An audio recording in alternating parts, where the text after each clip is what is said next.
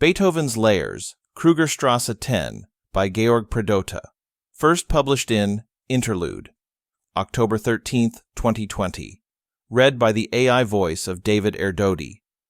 Beethoven's earliest documented contact with the Countess Anna Maria Erdödy dates from the year 1808. However, it is almost certain that he had become acquainted with her much earlier. The Countess was a competent pianist who had been living in Vienna since 1803, and she resided in a building located at Krugerstraße 10.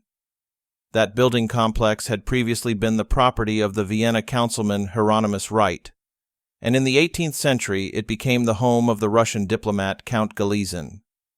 The Count was a great supporter of the arts, and we know that Mozart played several concerts at that location.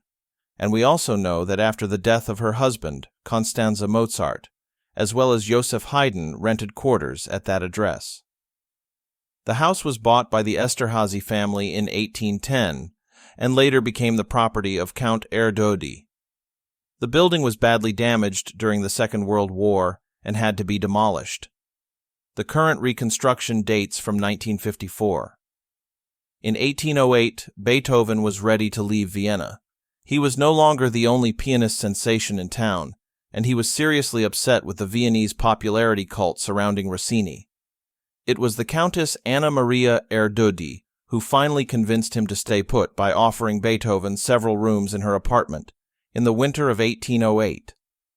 Countess Erdödy frequently held musical soirees, and Beethoven played some of his compositions and also improvised. The composer Johann Friedrich Reichart, who was staying in Vienna at that time, described the Countess as a very pretty young woman who, despite a chronic ailment, was of a very cheerful disposition. Beethoven was clearly very fond of the Countess, but he was neither in love with her, nor did she turn out to be his immortal beloved.